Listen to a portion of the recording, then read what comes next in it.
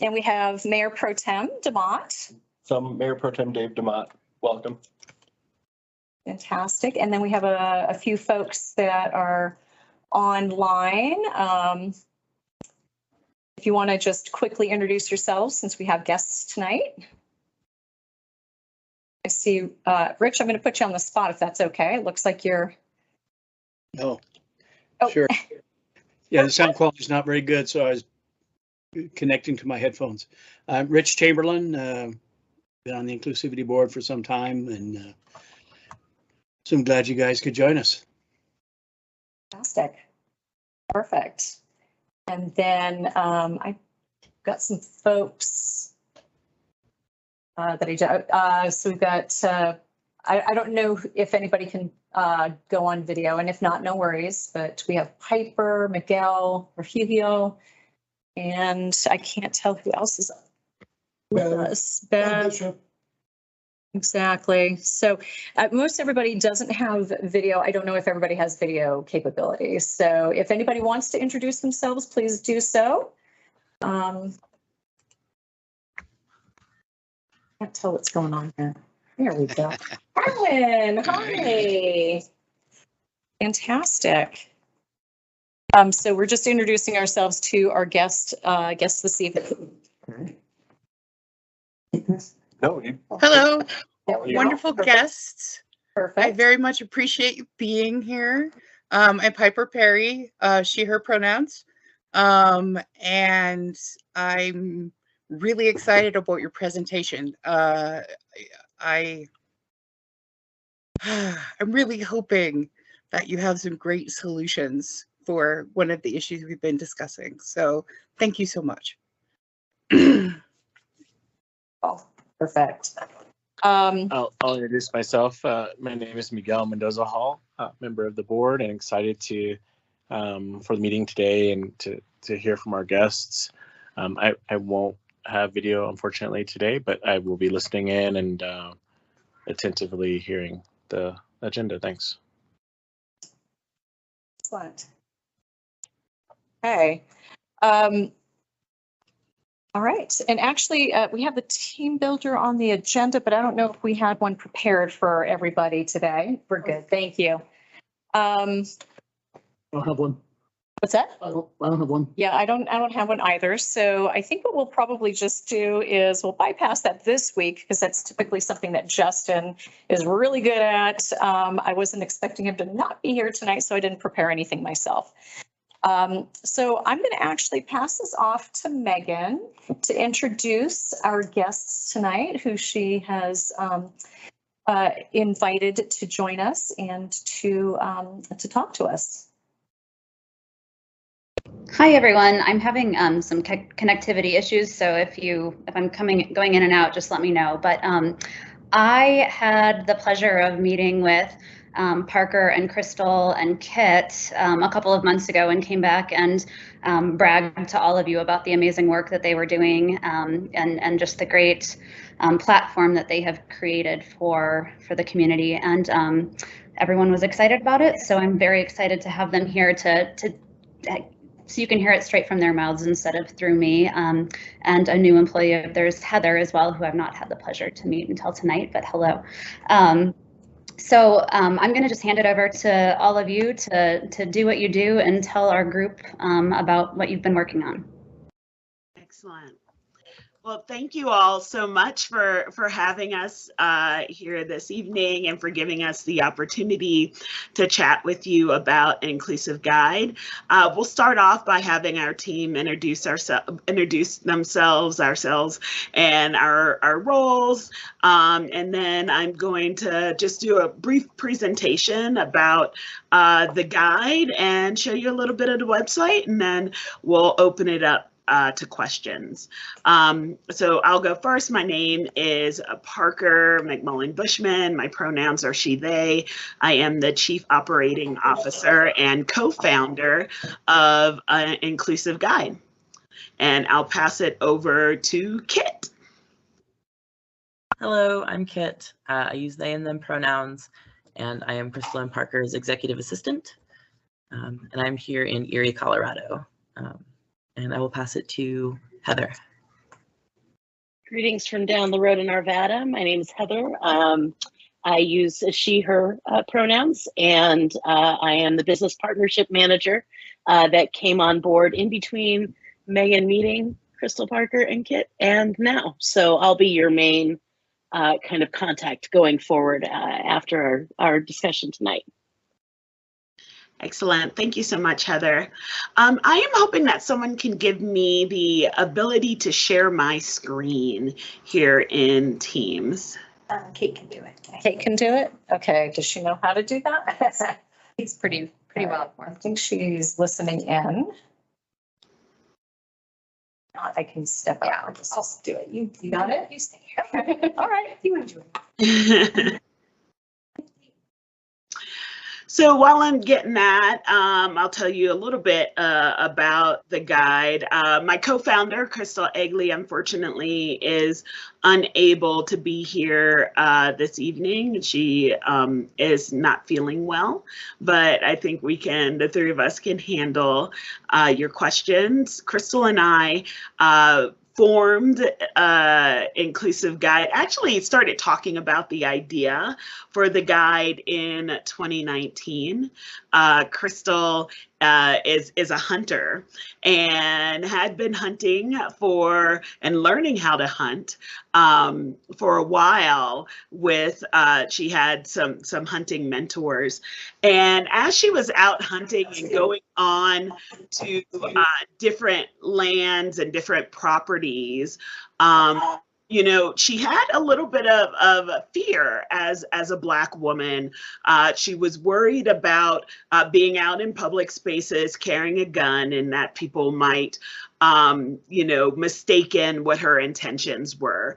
And she tried to talk about this fear to some of her hunting mentors, and they didn't quite get it. You know, they didn't have any animosity about it, but they were genuinely confused about how her experience in a space might be different than their experience. Her hunting mentors were white male and she is a Black female.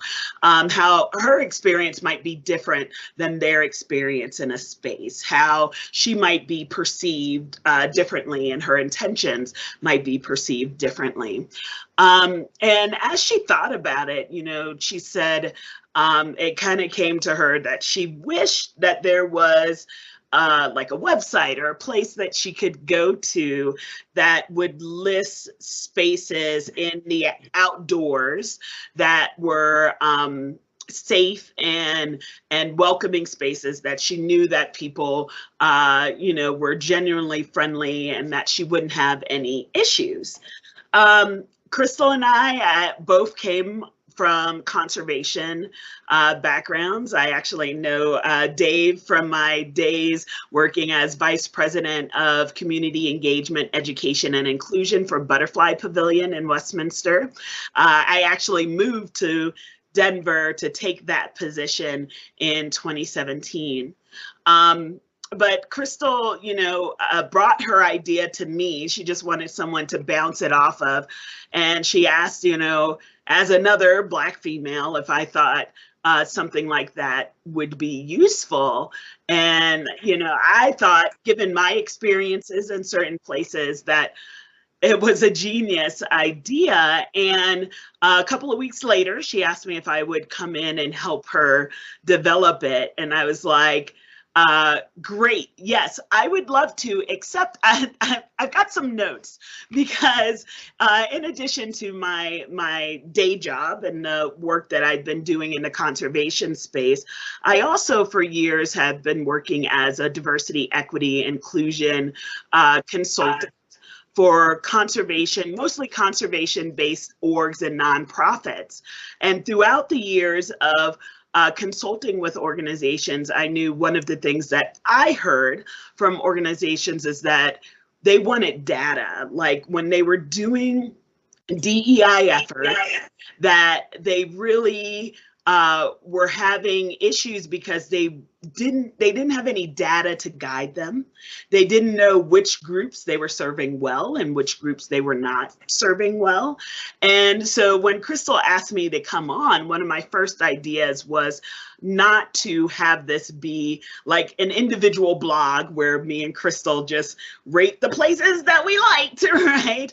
But that it was more of a crowdsourced review website where lots of people got to talk about their experiences, and we gave data to businesses to help them be more inclusive and to serve their public and their customers better.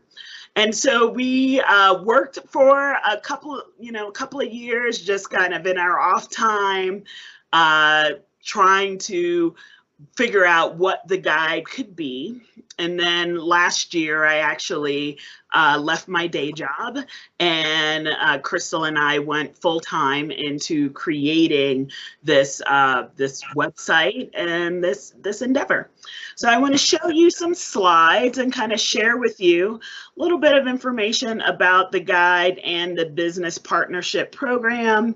I'm not so great. It's been a long time since I've been on Teams, so hopefully this will work well. Can everyone see my screen? I can't see your faces, so if you could speak. Yes. Okay, great. Thank you. All right, so I already introduced myself and Crystal. We both have diversity, equity, and inclusion consulting backgrounds. We both are speakers. At the time that Crystal and I met, we actually met at the Partners in the Outdoors conference in 2018, both being in this conservation realm. Crystal at the time was working for Colorado Parks and Wildlife.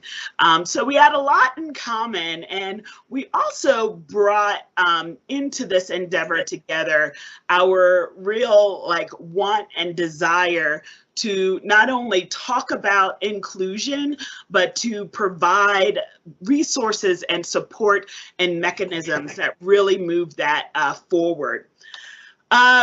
We see it all the time in the news, and we know that there is an issue, right? We've got a problem, and we're hoping for a solution. Some of the problems that we see is that people, like all of us, individuals, make up organizations. And when people come into organizations, we all bring our individual biases, our individual ways of viewing the world. And unless organizations are able to have real mechanisms for saying, what is going on within the org, a lot of times those biases are left to kind of fester, right? And then we have things like, there's so many articles of Black men having the police called on them while going to the bank, right? Trying to cash a check. Someone thought it was a forgery. Trying to cash a check. Someone thought they were trying to rob the bank, right? There are so many articles that we see about people, or news stories about people who faced one incident or another where they were not treated the same as other people who might frequent that organization. And on the other side of that, we have lots of communities that have a lot of buying power. There's a lot of buying power in the Black community, a lot of buying power in the Latinx, disabled community, LGBTQIA community. And businesses don't necessarily know when they gain reputations within that community. Sometimes within communities, if someone has a bad experience, they tell other people that share their same identity markers, but don't necessarily tell businesses, which is an issue, because if you don't know, how can you change? On the other side of that, also businesses don't necessarily know when they're doing things well, when their inclusivity efforts are working well, when people are really appreciative of that. And we think that those things should be heard and talked about as well. So Inclusive Guide is really working to kind of solve these issues. We're a tech company and we're working to support businesses in being inclusive to all of their community members and to give them the data to show them how they can do that. So the Inclusive Guide is an online review platform. Users can go on and review any space. They can also add spaces to the guide. Right now, we use a platform called Mapbox, and Mapbox is similar to Google, where it pulls address of different businesses, and so people can then leave reviews for those businesses. The thought is that people can leave reviews and have their ratings, but that the ratings are not dependent on one individual. So if one person goes into a space and has maybe a bad experience, maybe they met someone that day that was just having an off day, right? And it had nothing to do with their identity or anything else, right? They might leave a review about that, but when you look at the space and you look at the other reviews, you can tell, oh, this is not an ongoing problem. Actually, this organization is usually pretty nice to everyone that comes in. We stress that it is about the aggregate of data. It's not about one person and one review, but it's about how whole communities and community members feel within that space. So people go onto the guide, and I'll show you the website in just a moment, but they sign up for a profile, they can look up a business or a space, and they can rate them. We rate businesses on how safe did we feel, how, safe welcomed, how welcome did folks feel, and celebrated. And I'll show you when we're looking at the website what those 3 designations mean. Our business partnership program, because we are at the point of growing the guide, we are offering a free business partnership program in this first year. And that means that, and we're focused on the Denver Metro and Front Range area. So it means that businesses in Colorado that want to sign up for the guide, want to give us, well, I should start by saying businesses are normally already on the guide, but it's whether or not a business owner wants to claim their business, add information, and kind of get the information from their business. So when a business comes on, as a part of our business partnership, they give us information that helps us update their listing, things like pictures, things like specific information, like, do you have a handicapped restroom? Or sorry, I should say an accessible restroom. Do you have an accessible restroom? Do you have, do you have aids, or sorry, do you have a space that is large enough for both mobility aids to access, right? Businesses can give us that information and we can update that on their profile. So when people are searching for businesses that are going to cater to their specific needs, it is easier for them to find it. The business partnership program, businesses that are a part of the partnership program get featured on the guide as inclusive business partners. They get free access to DEI materials and trainings. They get support. So if they're on the guide and they're like, oh, like, we got this comment or we're seeing this trend, what would you recommend? We will give support, and we've created a Slack channel that businesses, if they want to, can utilize to ask questions and talk to other businesses. These will be the first businesses to get the detailed data reports on consumer demographics and their experiences. So once a business gets a certain number of reviews, so we're looking again for the aggregate of data, not just one review, right? But once a business gets 50 to 100 reviews, we can generate a report that then allows businesses to see that detailed information. Oh, 65% of your users are white, 10% are Black. You do really well with Asian men, but white women who use wheelchairs actually have had some issues, and these are the things that they are saying, right? So we can provide those detailed reports, and these businesses that come on early are demonstrating that they really care about inclusivity and they want to be a leader in this field. Businesses that partner with us get marketing materials that they're able to distribute around their business, and they can choose if they want anything from like a door sign to a floor sticker to a stand-up banner or poster. We've got lots of different ways that businesses can encourage their customers or their patrons or visitors to rate them on Inclusive Guide. Now, since we've announced the business partnership program, we've been able to speak with and implement this program in a lot of businesses. We are a partner with the Denver Zoo, Arvada Center, the Butterfly Pavilion, Clifford Stills Museum. We are a partner of the Colorado Tourism Office. So now that I've told you a little bit about the guide, I'd love to show you the website. So let me figure out how to get out of this. Okay. Oh, there we go. All right, yay. All right. Yeah, so let me show you the website and then we'll take some questions. So opening the share page again. Okay, so this is what the website looks like. Yes, I am searching for party dresses, but you don't have to look at all of my open tabs. Okay, so when a person comes onto the site, they sign up for a profile. Once they get their profile, they can go to the user dashboard, which kind of tells them, you know, what are the things that you're doing. You set up your profile, you can search for businesses, you leave a review. What is the inclusive score? What are we rating? A person fills out their identity profile, and their identity profile actually, we ask them a lot of information about who they are so we can assess how their identity might influence the way that they use spaces. So we ask people about, do you use adaptive equipment when you are out?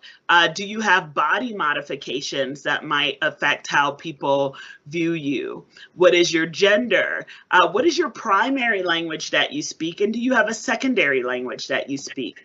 How do you communicate? Is it through hearing and speaking, or do you use sign language or remote interpretation, or do you need to write things down with a pen and paper on your phone? Are there other things that might contribute to how people treat you, like your body size, or if you have alopecia or amputations or eczema, so on and so forth? What are your pronouns, your ethnicity? And you can see we tried to be really inclusive of lots of different people, and we're always adding to this taxonomy. Do you use service animals? What is your sexual orientation? So once people fill this out, they only have to fill it out once, and they can give us as much information as they want or as little information as they want. It's totally voluntary. Then people can start to rate spaces, right? So if you were to put in cafe and a zip code and let's go, then you will get a list of cafes, you know, near you. You can look on the map. Let's say you want to try and you know, get something else, you can look on the map and you can say, oh, like maybe this Starbucks is the one that I really wanted to rate.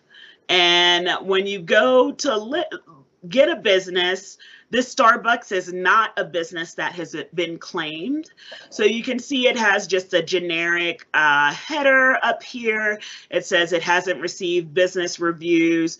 You can leave a review. And when you leave the review, you are asking, we're asking people to rate from 1 to 5.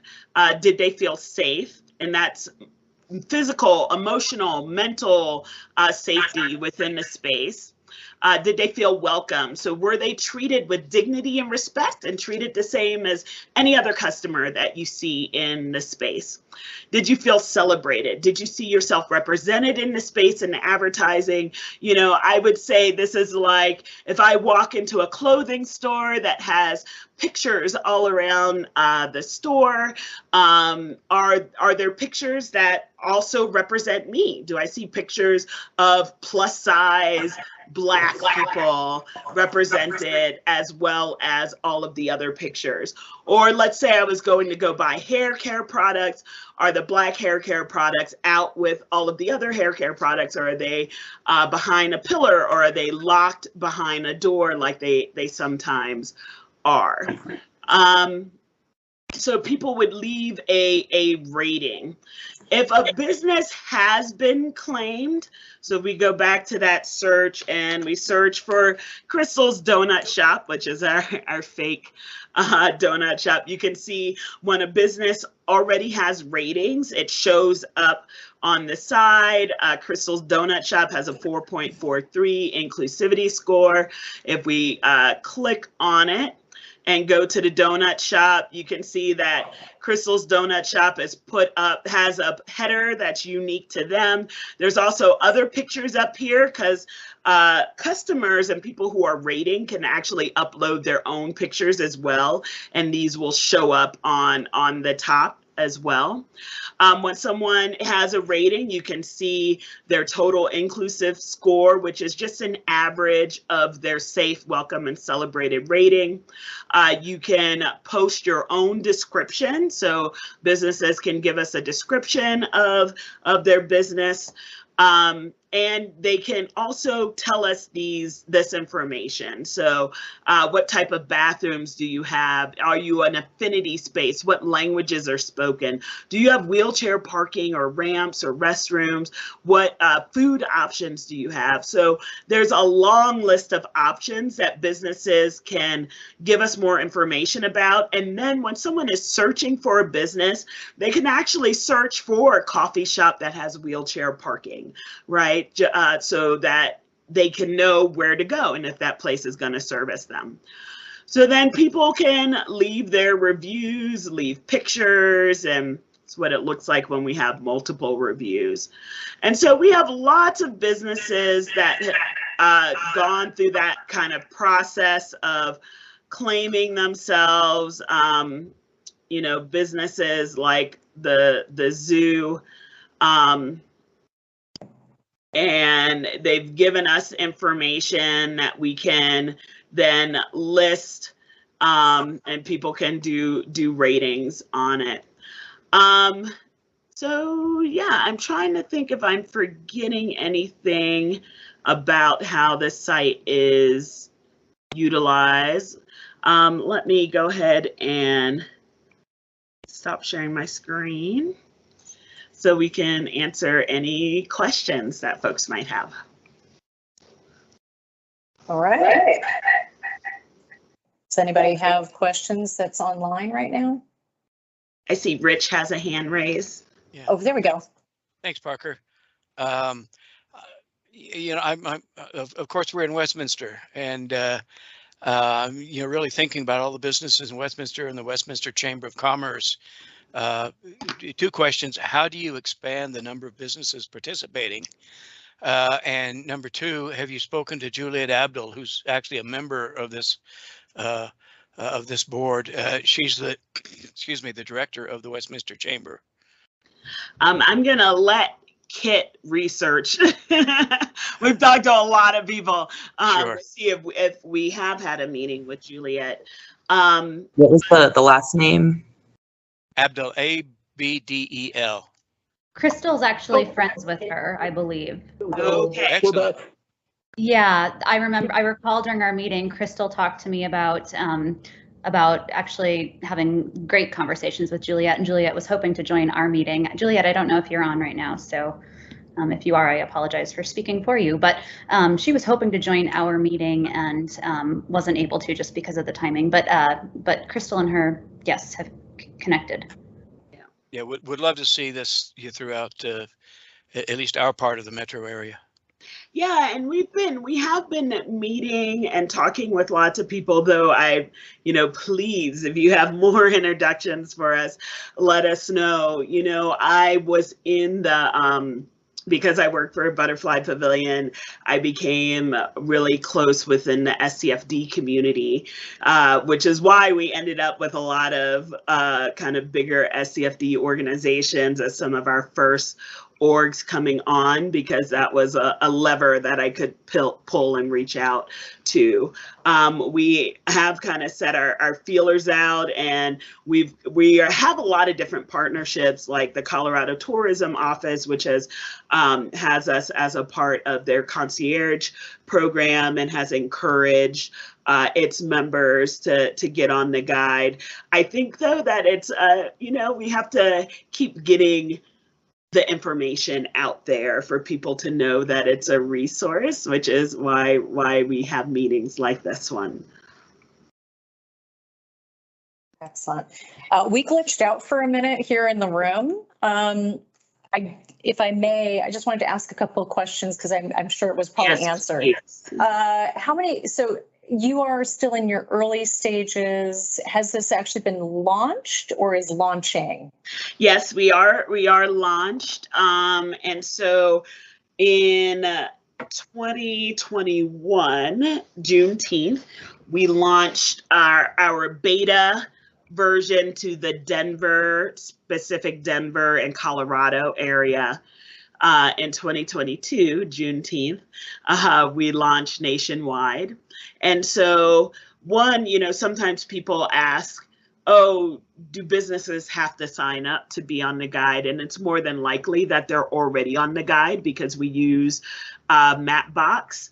It's just if businesses want to claim their listing and give more information to the public to be able to find them, and if they want the detailed information about what those reviews are saying and who are the type of people leaving those reviews, then they join up as business partners. Got it. And so your business partnership program has, do you know how many businesses so far have signed on and claimed their businesses?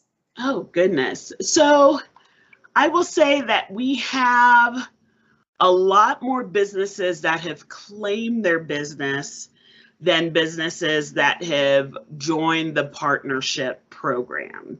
So we do have a business form where if businesses just want to update their information and leave a picture and fill out like, oh yes, we have a accessible bathroom stall and we've got this and that. There's a Google form that businesses can find on the website and claim their form. And we've had businesses all over the nation that are actually utilizing that form to claim their business. We are only offering the business partnership program in Colorado, though. And I don't know, I talked a lot, but I don't have an exact number. As we're bringing them on every week, but I don't have an exact number of how many we have. And how many registered users do you have at this point? I think that we have gotten up to 500. So we're pushing. Looks like Piper, it looks like you have your hand up. I do. 5 seconds, fangirl. Parker, I follow you on TikTok. You're amazing. I love you. Yes, you're one of my favorite creators. And I actually, because I missed that meeting, I didn't know that you were, connected to this. One of the concerns that was brought up by another member was once the yearly this is for free is over, do you guys have an idea yet of how much you're going to charge businesses to stay part of the program? Goodness. That is a question that we've been, so the short answer is no. Okay. We have been trying to get to that number, but just haven't been able to. We want to see really through this business partnership program, another part of it is asking businesses for feedback about the value of the information and about the site so we can set that number. Also, we still have some things that we're working out on the site, right? And so as we've gotten lots of feedback from users, but we really are looking for feedback from businesses.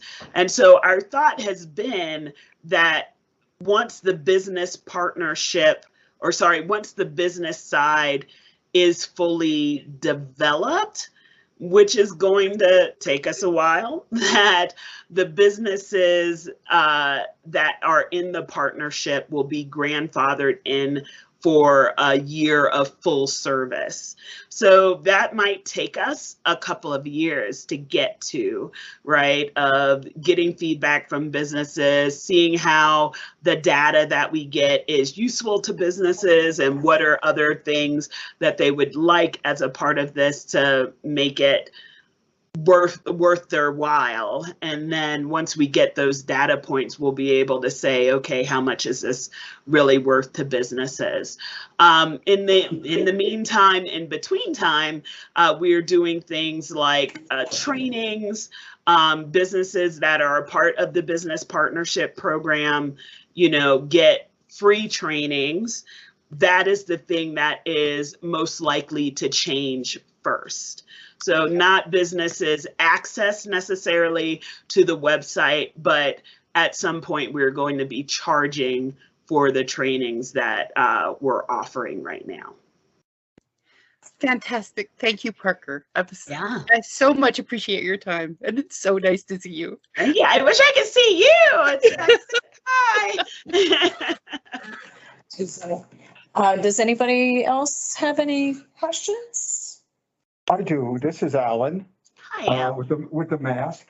So I went to the site, but you have to sign in. You don't even have an opportunity to even just review the site. Yeah. To see what you have. So are you saying that you're not able to look up businesses without signing in? Well, what I did was I just typed in like Chick-fil-A, Yeah. for example, and I gave the zip code of 80031, and it just lists all the Chick-fil-A's that are. Yes. And I don't know, I've never eaten one of them, so I have no idea what they're like. But I guess they're popular. Yes. But so it's my understanding that you can look up businesses and see other ratings, but you are not able to leave a review unless you have a profile. Okay. And there was nothing in any of them. I mean, when I looked up Chick-fil-A, I just kind of pressed on one or two of them and nothing happened. Nothing went anywhere. Oh, it didn't go to the Chick-fil-A's listing. Is that what you're saying? Correct. And maybe they're not in there. I don't know. Well, if they came up on your phone, they are definitely in the database. But if you are not able to, like if you press on one and then it doesn't come up, that could be a glitch on our end, right? Like I said, we're still working to see what the website looks like on lots of different phone devices. It works best on computer, which we know is not optimal because you don't necessarily have your computer with you when you're inside a Chick-fil-A to leave a review. But our goal is to get it as highly functional on through a web browser on someone's phone first. Now, never mind. It just went through. I'm sorry. Thanks to the Mayor Pro Tem. No problem. Resident IT expert. Okay. That's great. Are there, do you have any plans for any major additions or upgrades to the website that are on the horizon? Well, I wouldn't say on the horizon. Right now, we are, Crystal and I, we've got a lot of ideas, and we had a web team, a big web team. We've kind of pared back for this sustain mode, but that have been working over the last year to put in a lot of ideas onto the site. It is so difficult to build a site. And as a non-tech person, I had no idea, right? When we first started thinking about our site, me and Crystal were like, oh, 25,000, that'll build it. That was nowhere near what we needed to build the site. And also learning how to speak to tech people. I say I want a search bar. And my thought is that I would get a search bar like a Google search, right? That's what a search bar means to me because I use Google and that's what it is. But each one of those functions that go into the bar requires a separate bit of programming. And so in order to say, oh, not only do we need a search bar, but we need a bar that has a zip code part in it. And when someone puts in the name and the zip code, it needs to show up the first 50 examples, starting with what is closest to them and blah, blah, blah. And so now that we've got the basic function of the site, our goal really is to work out the bugs that we have, right? And I would love to say, oh, we're perfect, but I've been told a lot of times, and now I certainly believe it, having built our own site, that it takes a while to get there, right? Google didn't start off perfect. And so we're working on getting those things worked out and getting the function that we have perfected before we add in our next big steps. The next thing that will probably go in place is the paywall. That will be our next big project, and that'll be a ways out. So, Great, perfect. Any other questions? I had one, and it sounds like it's something that's a little off of what you're actually aiming for, but I can only speak to my experience. Yeah. Having been to the Butterfly Pavilion a lot, I love the space. And one of the things I love about it is how, like, I'm very able-bodied, but I go a lot of places with my 4-year-old. So we need to have snacks. We need changing tables. We need room for strollers. Will there be the ability for, like, maybe I don't need mobility equipment, but the option to be like, this area is really great for if you have a stroller. There's places to set your car seat down. There's a place to lactate if you need to. That sort of thing. Maybe that's not exactly. No, I think that is exactly what we're aiming for, because when we talk about inclusion, we mean for everyone and for mothers too. When Crystal and I first started this, we're both Black women, and we're like, oh, we're gonna make a new green book, but we realized that this information is needed across identities, right? We often get asked by people who are able-bodied or by people who, are not a racial minority, right? Oh, is the guide for us? Should we use the guide? And yes, we definitely need everybody on the guide, because one, we need to know, is it someone having a bad day, or is it really motivated by different identities, right? Whatever the situation is. And we're never going to know that unless we have everyone using the guide and talking about their experiences. Also, long term, like, we want to give people, so my husband is a white male, right? And he might go into a space and have a very different experience than I did in that space, and never know that I might have a very different experience, right? And so we want to give people the mechanisms to be able to see and then be able to support businesses that are trying to be inclusive, because we want to make sure that businesses and places understand that inclusion, we want to make inclusion a necessity, right? So not a nice to have, but a have to have. And we want to provide the resources so that businesses can do that successfully. Right. Well, definitely want to thank you for your time. It's very exciting stuff, and I'm sure that it'll be a topic of conversation with our little subgroup that's working on this type of safe spaces initiative. So yeah, you are welcome to stay on if you want to hear the rest of our meeting, but I think we'll probably jump off. Yeah, but you probably have a lot of things to do, I'm guessing, but thank yeah. you so much for having us. Absolutely, it's been a pleasure to have you. Nice to see you, Parker. All right. Thank Have a you. wonderful rest of your evening. Yes, thank you. Fantastic. All right. Well, that was definitely very, very interesting. Cool. All right. So I'm going to follow the agenda that Justin set up for us. And it looks like our next item is to review and approve the previous meeting minutes. Do I have a motion from anybody? I just wanted to make, I don't know how formal we get with things.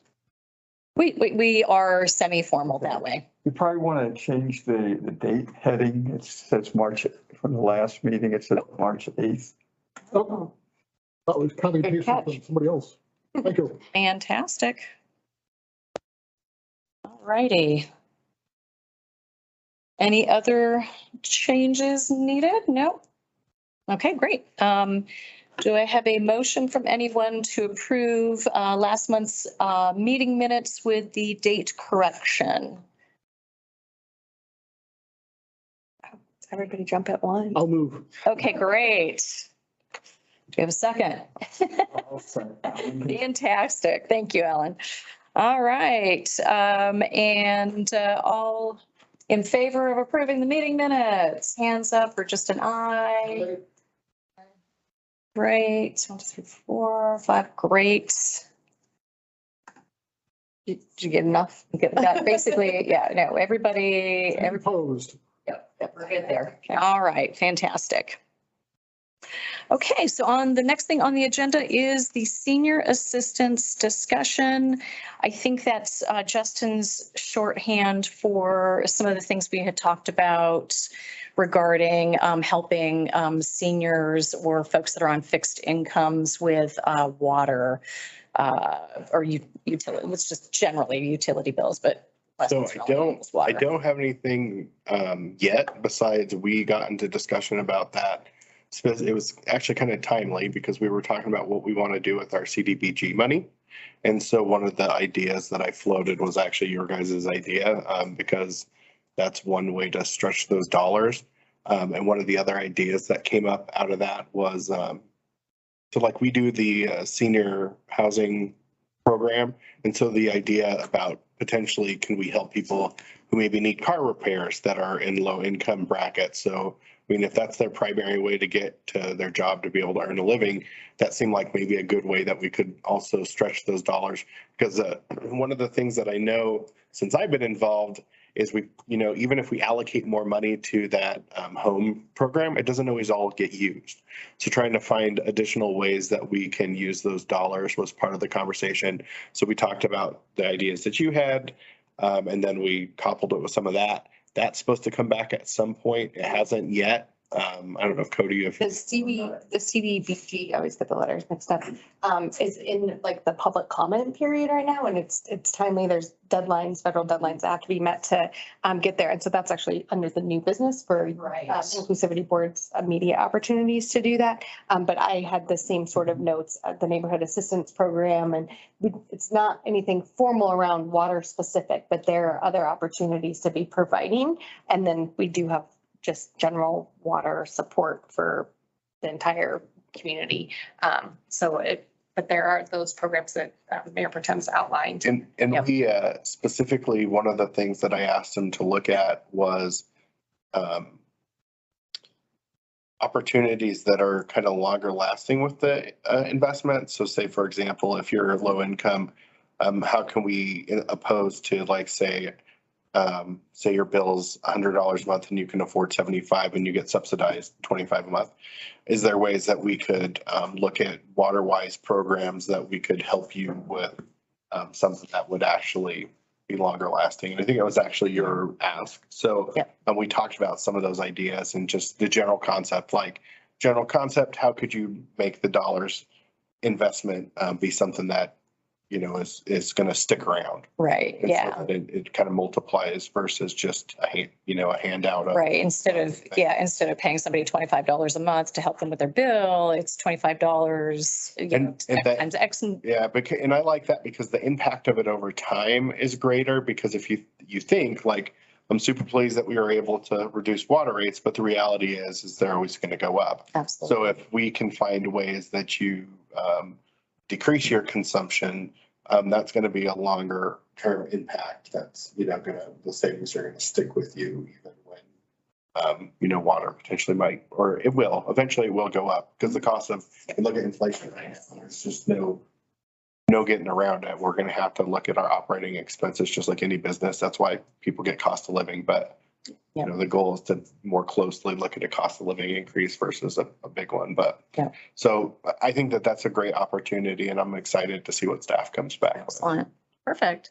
And actually, and you just sort of reminded me also that there is, I forget what the program is called though. It's an assistance program for needed repairs. There's a neighborhood landscape grant and there's community block grants. There's some neighborhood assistance where they actually go in and would help with a fence or a roof, or the roof is usually done with the county. Like plumbing and electrical. They have the home one, that's the initial one that we want. Yeah, that was, I can't remember the name of that program though. It's a neighborhood assistance program no, it's that city run. City has one. And I don't know if it has a programmatic name because we're not really throwing it out to the world because there's limited funds there. Yeah, I was just when gonna it's ask. coming through where they're having code enforcement issues and things like that, they're offering those. For example, would be like one time, say you're on fixed income seniors and you have your water heater go out or furnace or something. They could use those funds for those kind of things. Yeah, so those funds are always expended, correct? The limited funds that you have in that program. This is only, I think, the second year that's been, and right now it's limited and they are looking at talking about Expanding it. Yep. And then if expanded, do they brand it and offer it more widely? It's not really something that is widely. Right. Well, there are criteria to be met. So, so Well, and a lot of these different programs in the last couple of years too, we have to be careful about, because we were able to bring in extra dollars from all the CARES Acts and stuff. So there are some programs that we've been able to expand, but it's one of those things, making limited sure that federal people money, understand that those funds, once they're expended, they're not reoccurring. Where our CDBG, even that, it just, there's a lot of things over the years that federally, there's some people that would like to see that program go away. But we've continued to see that program be around. So just trying to figure out best use of it though. Quick question just popped in my mind. I apologize for sort of hijacking this just a minute. Do we happen to have a dedicated grant writer within the city staff? Depends on it. That's a big depends, because we do have people who help with those, but it's different from department to department. Because if you imagine a grant for, say, law enforcement is very different mindset and expertise versus, maybe Parks and Rec.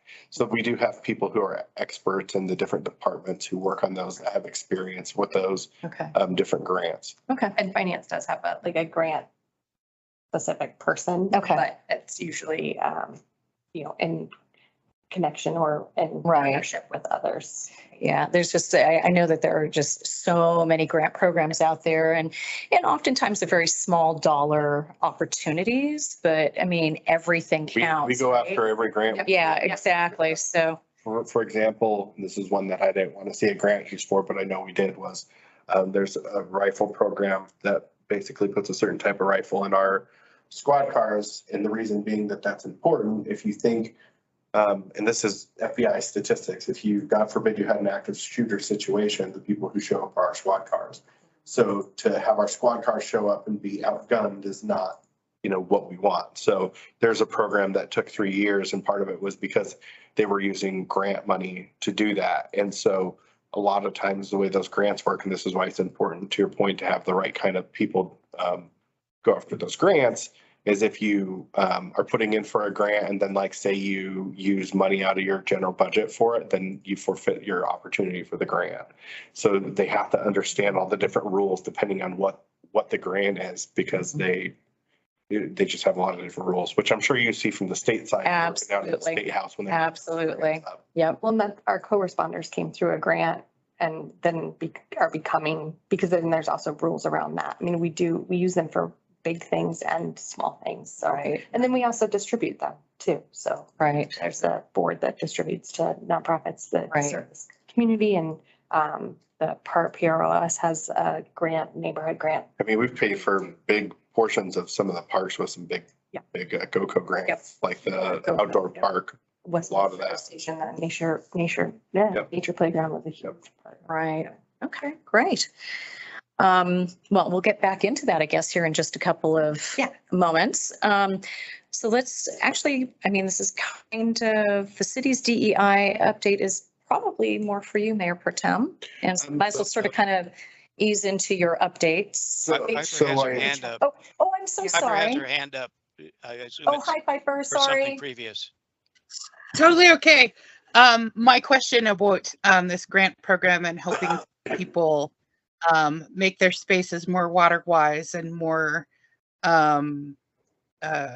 responsive.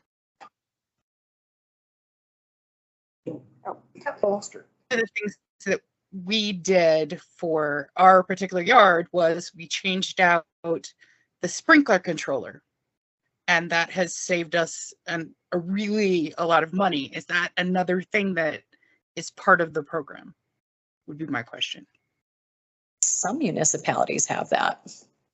And then there's also some of the water companies, utilities will subsidize sprinkler controllers. Sprinklers. I think we do an audit of your system. Yeah. And then can give some recommendations, but we do like a turf take back and some other, You've got like the landscaping. garden and a suggestions, box, garden. And, Yep. and to that point, though, that's going to be part of the discussion, what we asked staff to bring back, because I even had my neighbor who said, okay, they came out, they made recommendations, and then those recommendations cost money.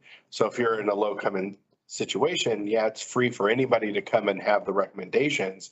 But if you don't have the money to do what's being recommended, what good does that do? Exactly. We're almost in some lights kind of wasting the money. I don't like to look at it that way, but if somebody is incapable of taking recommendations, are we spending the money right? Mhm. So I think that's part of what we want to look at. And I think that some of the data that I had specifically asked for was, and they provided some of it, but I don't know if they'll bring more back, but like how often how do we follow up? How do we know somebody does it? Like I know my neighbor, she was telling me she took advantage of the sprinkler thing, and what they recommended, really, she would have to redo her sprinkler. So she's like, I'm not going to do that. It's not worth the investment. Or like I've even talked to a senior citizen who looked at ripping all her turf out, and the turf company basically did a ROI thing for her, and they're like, you'll never get your money back out of it, even with your water savings. So you could look at it a different lens. Some people might say it's still worth it because I want to conserve. Right. But the big question is, we as a city, if we're offering these programs, what are we doing to see if there's follow-up? So we're making sure that we're not just spending money to have people go out and say, do these things, and then nobody does them, because, maybe we could better spend those dollars in other ways with people, who want to do the turf buyback for sure, versus people who, have the sprinklers reviewed. So Is that something that the city can ask Resource Central to do, or request any information they may? I think that they talked about that they do get some of that information back. And so we had some discussion about, that they look at that data, and we just kind of really were big picture, like, here's some ideas, and bring back some ideas to us as far as like how we can stretch those dollars. Okay, cool. And we're just we haven't had the follow-up yet. Yeah. Yep. Okay. All right. Well, I guess we'll go ahead and just launch into your updates, including the DEI update. So with the DEI, and I think that I shared with you guys before, there was a lot of discussion with acting city manager Andrews that the program isn't not going to happen. It's just not going to be an internal person. They're going to use consultants who will actually make sure that we're doing what we need to do in the realm of DEI. And if you have him explain it to you, and I'll summarize what he told us, but probably worth talking to him if you really want a lot of detail. But it's really about having outside experts come in and talk to our organization to make sure and review our processes and policies and make sure that we're doing it right. And I like that personally. And if you think about it from this lens, and I don't remember who brought this part of it up that got my mind going on this. If you had like a DEI person, that person's still a human being. And so if it's not a policy, it's a person, you're looking to make sure that they're inclusive. They're always looking through their lens. Maybe you're not going to end up with as good of a program as if you have an outside consultant who's willing to come in and tell you your baby's ugly, so to speak. So I really like the outside approach. It's possible that consultant comes in and works on policies and then makes recommendation that equal headcount. We won't know that for probably a couple of years. Yeah. But I like this approach. It's not a full-time headcount. It actually didn't even have to be approved from council. It's under the city manager's authority. They have HR will have a coordinator who, coming out of already pre-existing HR budget, will have a temporary position that will help coordinate that, because it's also a big lift for an organization of this size. To those consultants and help identify the right ones and make sure that all of those things and moving pieces are still happening. Because also being a consultant and just showing up and like you need someone to get you to the right conversation. Right. Pieces. So there will be like it's a temporary employee, but it's all focused on that coordination of those efforts and existed within the current city's FTE. And but the other thing that I thought of, and it didn't really come up in the discussion, but just so the group understands my mindset, is if you're doing it like here's how we do things. Like say, for example, the old way of trying to do inclusion is the quota. And I don't think quota gets you where you want for being truly inclusive. If you truly want to be inclusive, you're making sure that you're providing the same opportunities across the board from lower level employees as they work their way up through an organization. So it's not just like, say, we need more female officers who are in leadership roles.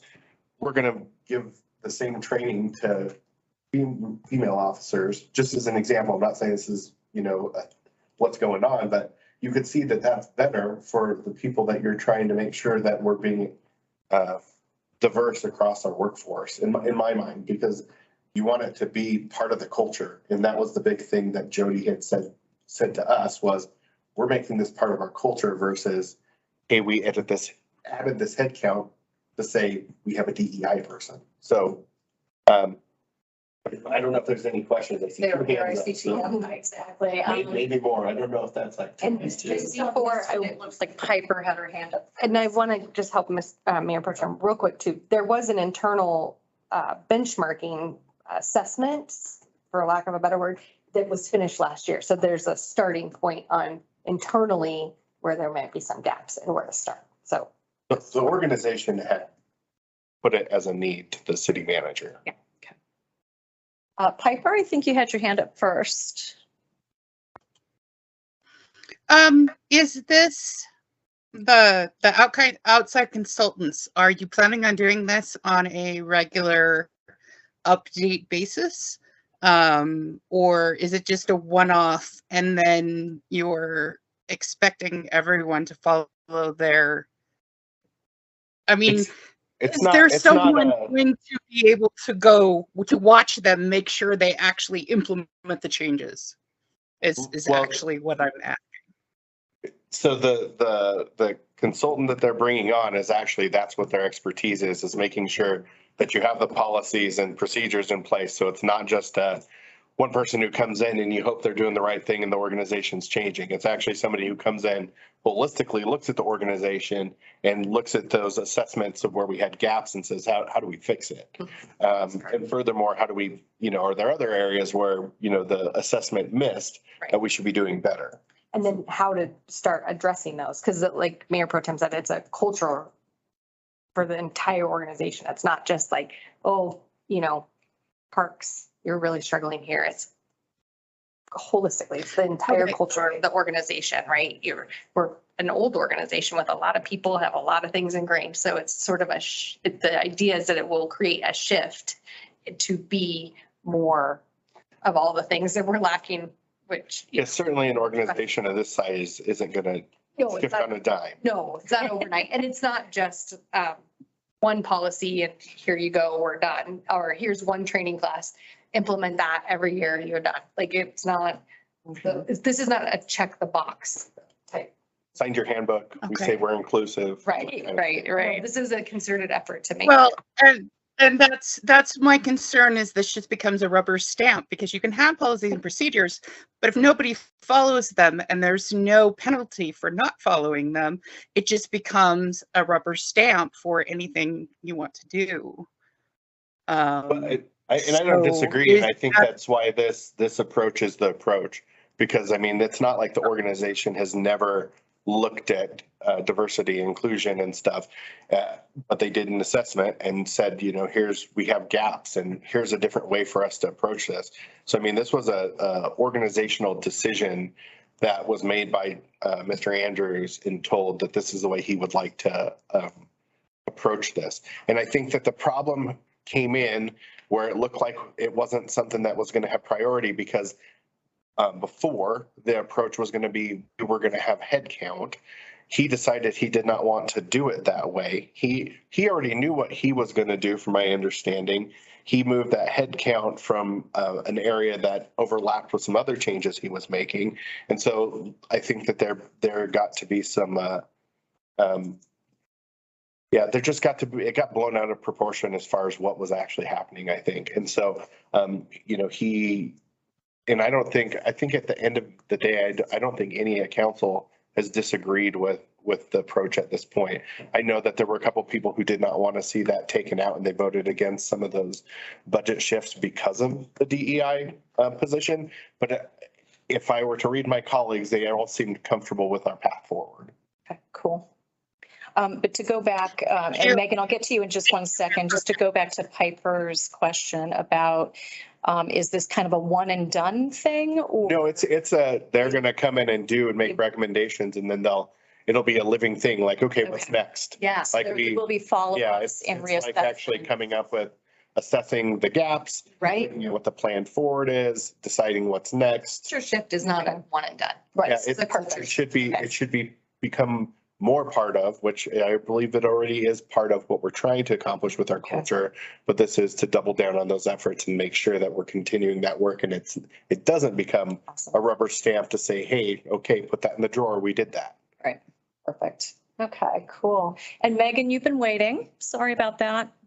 Yeah, no worries. My question is, has this consultant already been chosen? And if not, what is the process for doing that? I have some concerns with some of the consultants out there who are currently calling themselves DEI-B consultants for various reasons I could get into or not get into, but I guess first just that question. I'll take this, just checked in with Mayor Pro Tem. The first step is to have a position that coordinates all these efforts, that understands the organization, and has also some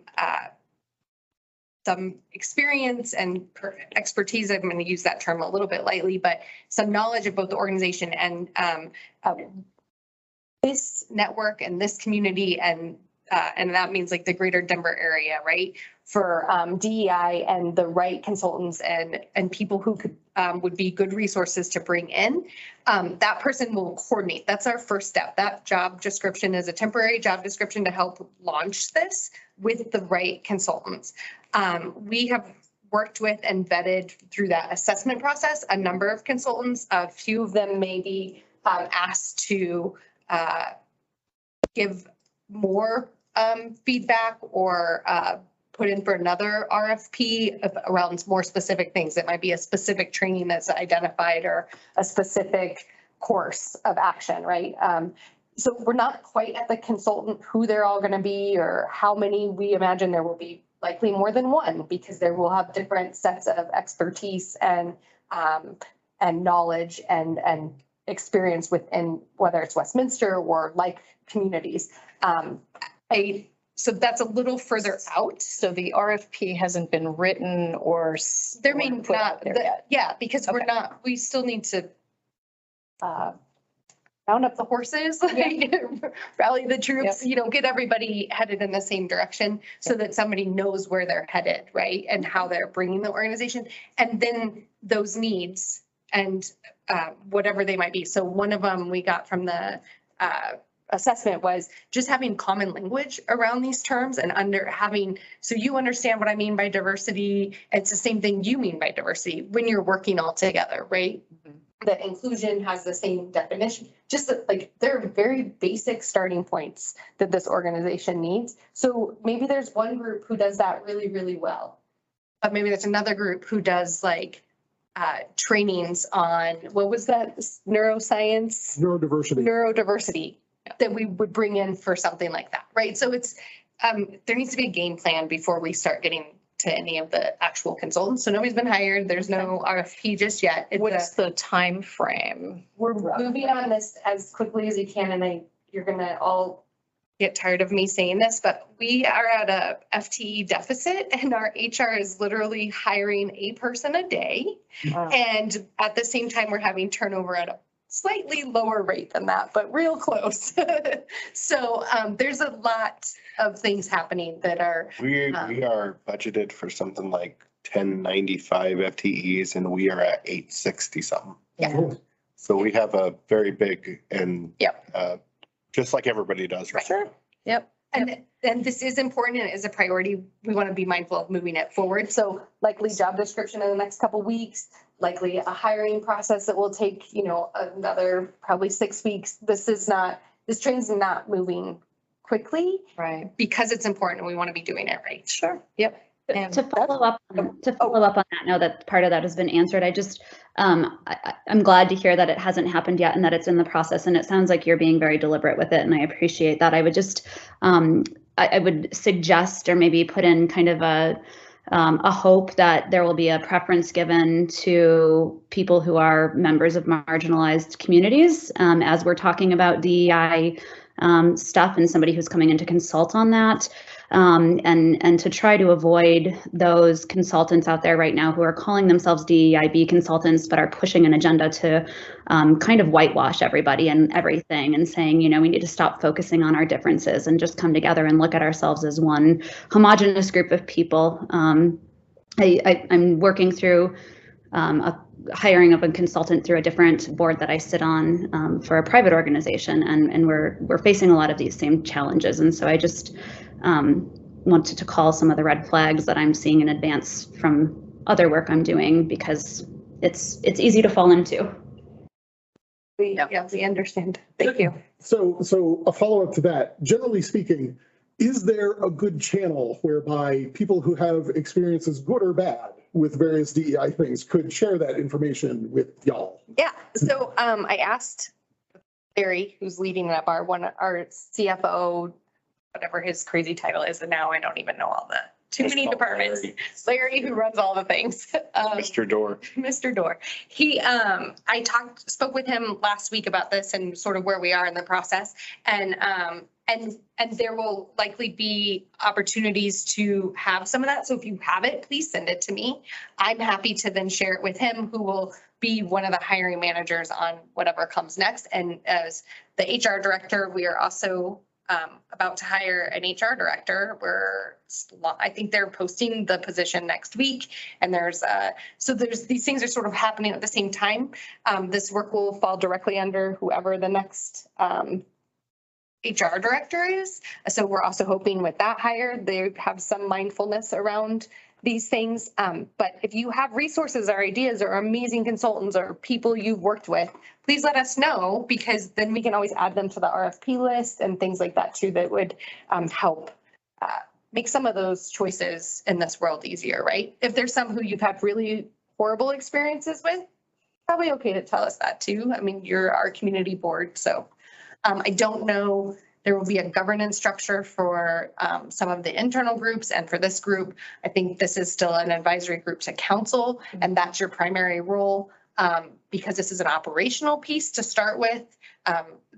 We'll obviously be communicating it with you. I don't know that there will be much of a direct role here. We have talked about at least maybe floating some things by smaller groups or getting some other input from people we know who are doing this work in a meaningful and helpful way, or moving needles, right? So. Right.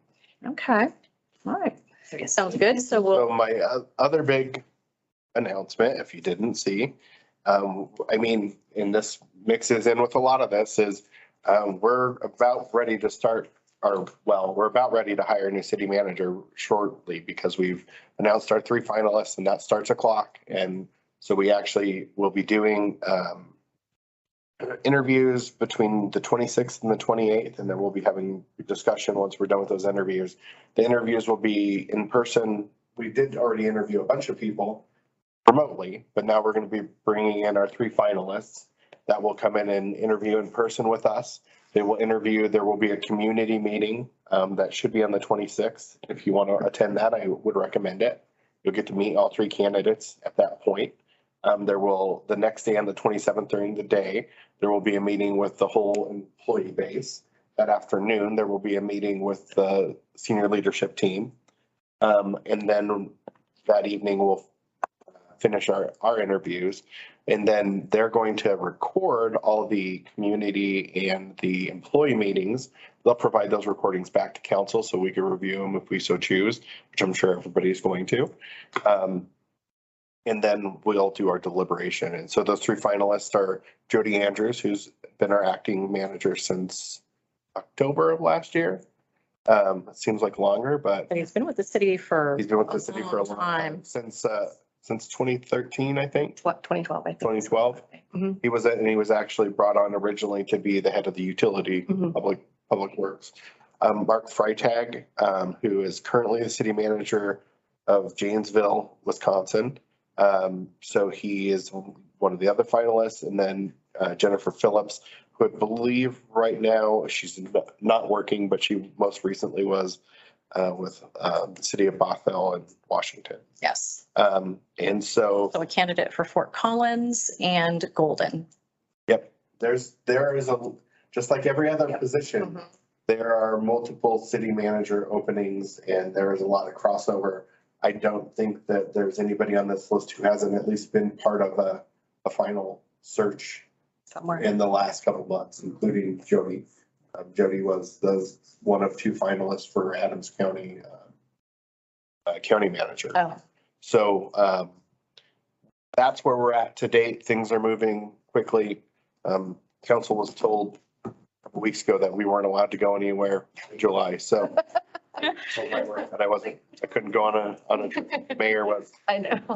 Work. So that's one of the big things. We did have our meeting this last week. I think probably the most notable thing was we changed a median law that basically is median safety, because those medians can be dangerous, whether it's whoever's on them. And so that's something that's been brought up for a number of years. And so that got passed on first reading this last week. Water stuff continues to move forward.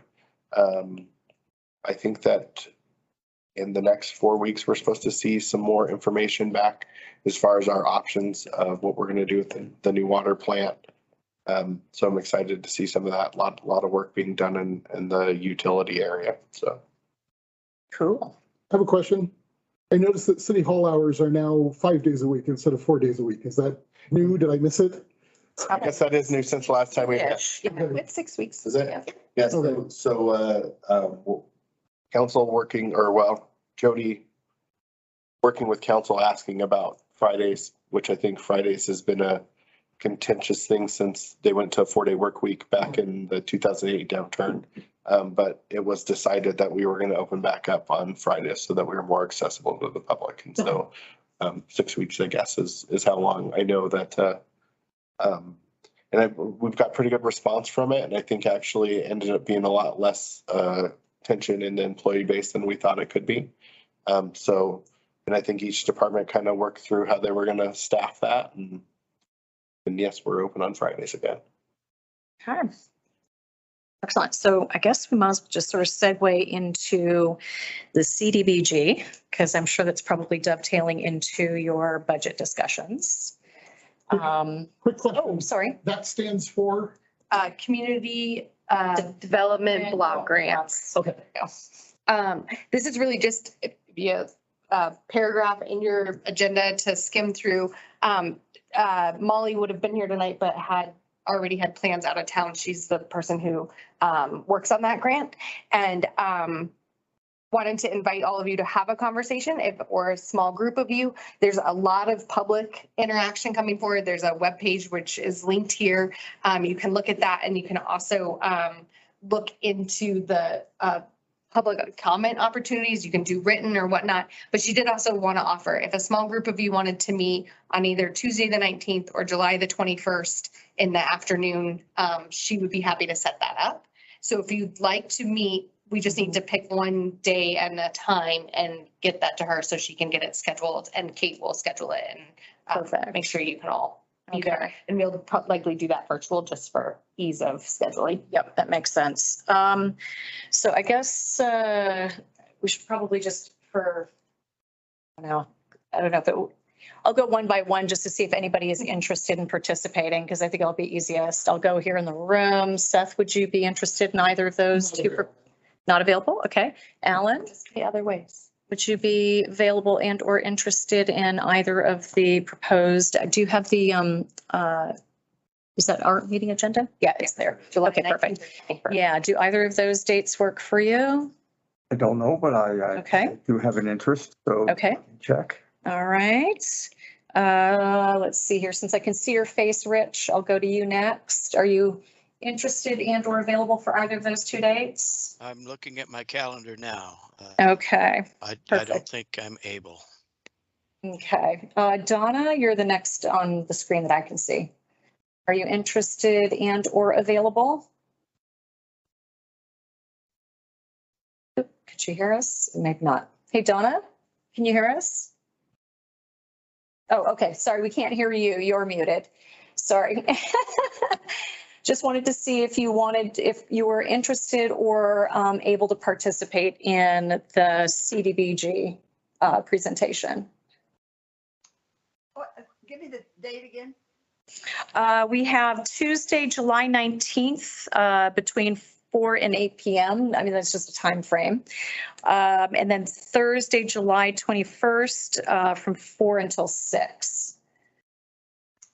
I could probably do either one of those. I'm not okay. Night these days, but it sounds like I can be finished before it gets too dark. So. Okay, perfect. So I'll just feedback that either of those dates work. Jillian, any interest or availability? Yeah, I have a few hours on July the 19th. Could you remind me where the location for that is? It'll be virtual, so you can take it wherever. Yep. Excellent. I just need to make a note to take my laptop home with me at the end of the work week. Okay, perfect. Awesome. Thank you. Perfect. Yeah, Miguel, any interest or availability? Sorry, just not available those dates. Thank you, though. Nope, no worries, no worries. Megan? I potentially have some time on the 19th, but not on the 21st. Perfect. Okay. And Piper? I also have time on the 19th, but not the 21st. Perfect. Okay. Bev? She can hear us. Okay. Donna. Bev, did you hear? Oh, I can't hear. Yes, I'm interested and available on both dates. Both dates? Okay, perfect. All right, so it looks like the 19th is the winner. Should we set a Overall? time? I mean, Yes, you all do best at 6? That's your normal meeting time here, or like 5? Molly will be flexible. I'm totally flexible. Sounds like Donna's flexible, Bev is flexible. So Jillian, Megan, or Piper, if you have any specific limitations on the 19th? I have a standing gym class. It's pretty short. It's usually over by 6.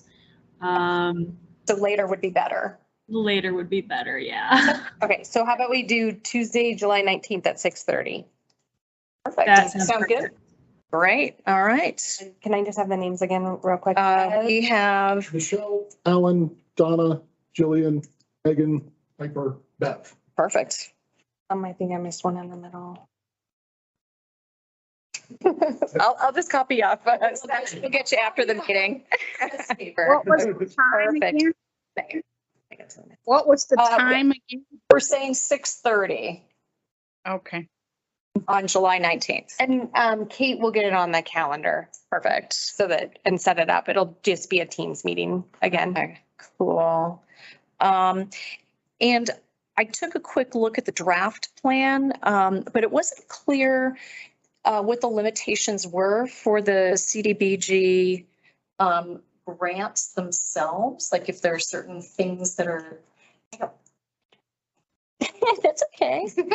I mean, I just. Molly's on here. So Molly's Okay. information is also on there. Oh, so just email her. Want to email her. Okay, perfect. Probably great. And she'll be the one who leads this conversation. Fantastic. Likely Kate and I won't even be there. We'll just get you started and move along so that you can have a very candid conversation with. Perfect. Sounds good. Okay, well, we are actually at 7:30. I want to be mindful of everybody's time. I just wanted to ask if anybody in subcommittees have anything big and exciting to talk about, and if not, we can go ahead and we can just update each other next month, if that's all right. Or actually, I know what I wanted to ask Miguel.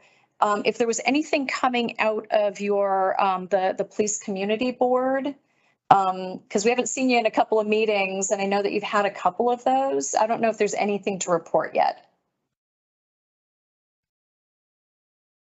Oops, I don't know if he hears me. Well, that's okay. All right. Is there anything else that anybody wants to share before we wrap this up? Never mind, Miguel. Sorry, I was trying to get off mute. Nothing major to report. I will double check to see if, a future agenda item could be the body worn cameras and get back to you. Okay, cool. Yeah, and actually go ahead and reach out directly to Justin on that if you want to have it added as an agenda item. Well, Piper?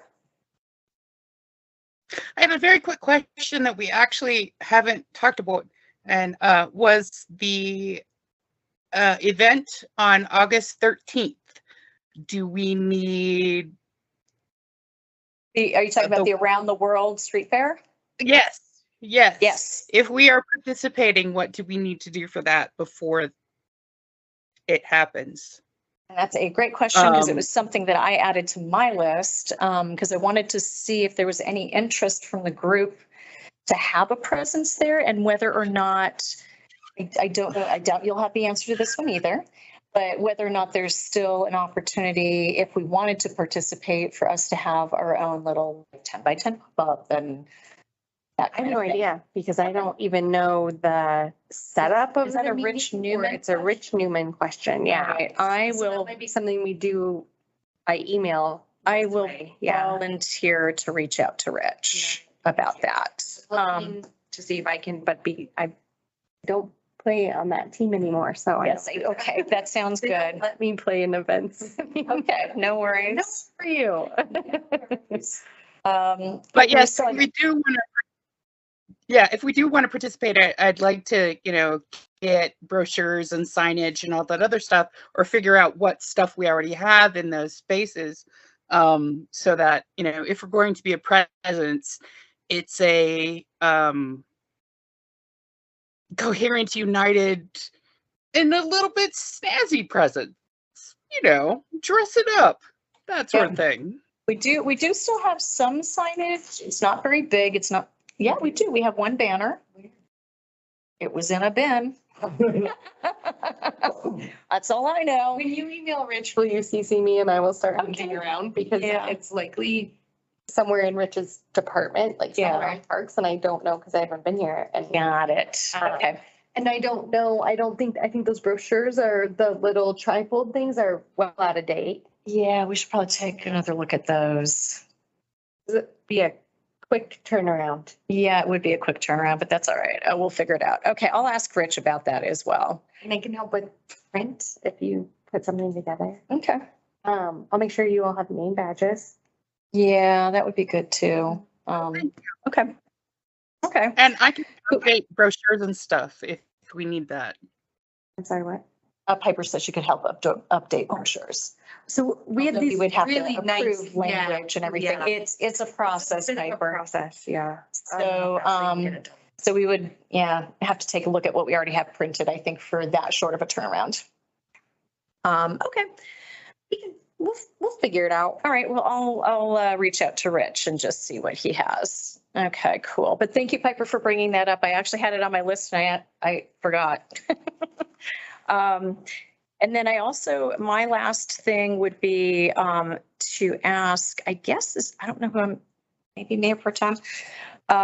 So Westy Fest, I know that it was probably back in 2018 that we had, the big sort of circus tent, had all of the city services underneath it, had like, Public Works, and we had a presence there.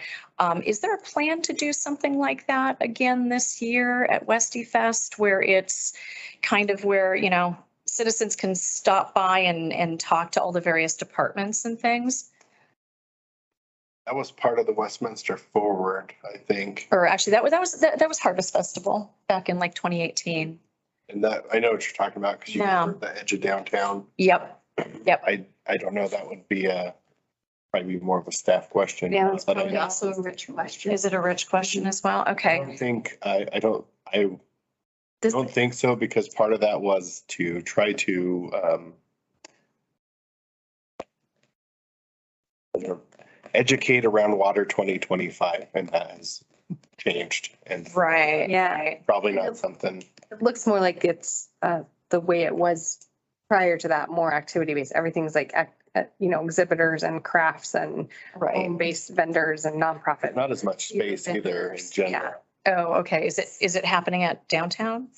It looks like it's downtown. Mhm. So, but it's occupied less Right. actual physical space. More buildings. Yeah, more building. I think that I was talking to somebody in events that actually, and I think this was when Jason was still here, that they didn't anticipate being able to continue to use that space many more years because we're building. Yep. So we're running out of Okay. space. All right. Because Will that include free parking? it usually does, yeah. Like even You're talking about the new downtown. Yes. Yeah, but for like Westy Fest and the big stuff. Well, there's the one free parking lot, there's paid parking down there, but then for the events, like they just did the top taco event, they had like one of the lots all set up for parking. And for 4th of July, different venue setup, but they were doing shuttles. So I imagine they would do that again. They've done golf carts and things at the Harvest Festival before. Right. So, it'll be different. The parking will also be limited. So I think lots of things that have been really big there will be different because the space, both parking and land is. So Rich will know all those details. Yeah, okay, because I was just going to suggest. Rich Newman, runs all the special events. Okay. Yeah. PRL events guy. Yep, exactly. I just thought that, Westy Fest would be a really interesting opportunity for like representatives from all of the boards and commissions actually to be on hand, just so folks can be all like, oh, boards and commissions, like, I think specifically you're going to get better participation from this board and probably the EAB and probably Parks and Rec, but the other ones, the quasi judicial ones, they go to the barbecues and stuff. I don't. Yeah. Anyway. They're usually there, but they're not like it'd be nice to encourage and to have all, It's a little bit hard because so many have a quasi judicial role as opposed to advisory role. So they actually probably shouldn't be interacting. Right. And that's fine. And those who do you all are pretty. Historic Landmark Board, and, like, these are all things that I think, folks, from the city would be, residents would be interested in. For inclusivity and outreach. Well, and I just think it just helps with relationships to the city. Well, and maybe if Rich is open to it and there is a space, we can, Inclusivity Board could encourage their fellow boards Yeah. and maybe do one booth for all the boards or Yeah, something. exactly. And that way you don't have to man it with like a bajillion people from the And then you Inclusivity would Board or. learn from other boards and Mhm. vice versa. Yep, So, yeah. exactly. All right, sorry, I didn't mean for that to go much longer, guys. So anyway, unless there's anything else, I'm gonna go ahead and say that we are done with this month's meeting, and hopefully we'll have Justin join us next month. And then I look forward to seeing folks next week at the CDBG discussion. So anyway, yeah, thank you. So anyway, so I guess we'll say we're adjourned at 7:39 PM. Yay. Thank you, everybody. Good job, Michelle. I'm trying. You're doing great. Everyone. Thank you, Michelle. Thanks again, guys.